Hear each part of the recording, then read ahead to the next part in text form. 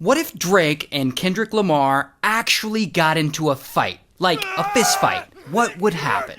Well, let's say it's the night of the Grammys, and Drake is hanging out backstage with a bunch of awards he just won. And suddenly, Kendrick Lamar and his crew walk by. And these two have been rap beefing for a while now. So they lock eyes, and it's on. Drake stands up, and he's like a foot taller than Kendrick. He's just towering over him. And he's like, I heard you was talking trash. And Kendrick's like, what you gonna do, Canadian ditty? And then Drake shoves Kendrick real hard, and Kendrick drops a bunch of his Grammys to the floor. And Drake points at him, and he laughs. And then Kendrick gets mad, and he picks up a Grammy, and he flings it across the room. And pow, it pings Drake in the forehead. And so then Drake gets mad, and he throws one of his Grammys back. And soon they're in like a snowball fight with these little golden statues. And it's making a lot of commotion and a hell of a lot of noise. And eventually security steps in, and they break it up. And Drake, he's still mad as security is pulling him away. And he's like, this ain't over. I'm gonna diss you so hard. And Kendrick is like, shut up and go write another pop song, you bitch. So then Drake, he goes back home to his mansion, and he's still upset. And his entourage is like, what kind of diss track you gonna hit him with, boss? And Drake is like, I don't know, let me consult my ghostwriters. And so then Drake, he gets in his elevator, and he takes it all the way down to a secret floor in his mansion. And the doors open, and he steps out into a room with all of his ghostwriters. And Drake is like, listen up, I need you to write me another diss track about Kendrick, and I need to have a very aggressive tone. And the writers are looking at him like, bro, we just wrote you like 5. Can we get a break? And Drake is like, no, I need it now. Don't make me get bass in my voice. And so his writers, they get mad. They've had enough. And they all walk out and they quit. And poor Drake, he doesn't know what he's gonna do. But then, out of nowhere, he gets an idea.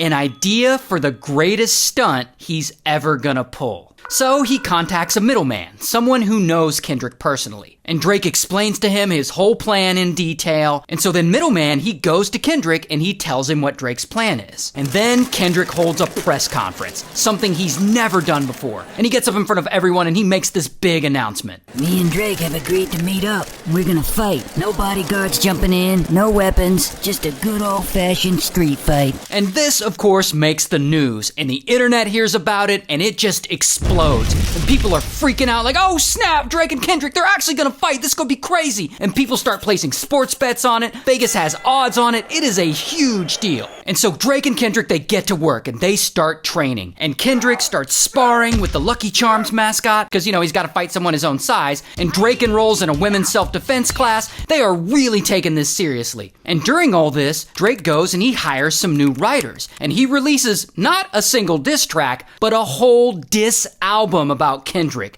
And it blows the fuck up.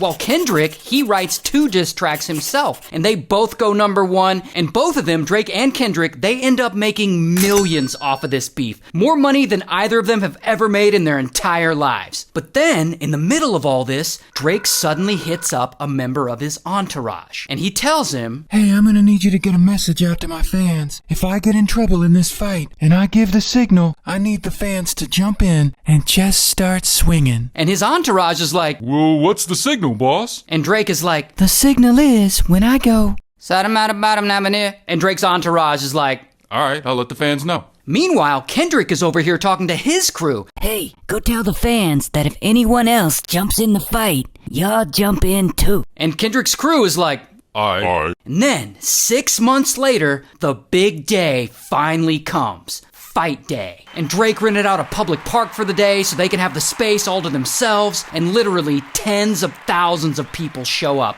Drake fans on one side, Kendrick fans on the other side, and everyone is waiting there in anticipation. And finally, a black Escalade pulls up, and Drake steps out. And everyone cheers, and he is ready to go. Then, Kendrick rolls up with his entourage, and everyone in the crowd is surrounding them. And Drake steps in the middle of the circle, and Kendrick steps in the middle of the circle, and it is go time. And suddenly, pow! Drake punches Kendrick in the face, and Kendrick falls down, but he quickly gets up, and he tackles Drake to the ground, and then Drake punches him again, and they struggle, and then bam! Kendrick hits Drake with a hard right hook, and they wrestle around. And then, all of a sudden, in the distance, the crowd hears, and that is the signal. And Drake fans know what to do. So they hear this and kapow, they all go apeshit. And Drake fans all start charging toward the fight. And then Kendrick fans suddenly do too in retaliation. And suddenly they're all throwing hands at each other. And bam, boom, pow. And it's absolute chaos, like a massive Western barroom fight. And while all this madness is going on, Drake, he low-key sneaks away. And he climbs into the back of his Escalade. And his chauffeur hauls ass and drives him out of there. And Kendrick, he low-key does the same thing. And they each flee the park, leaving tens of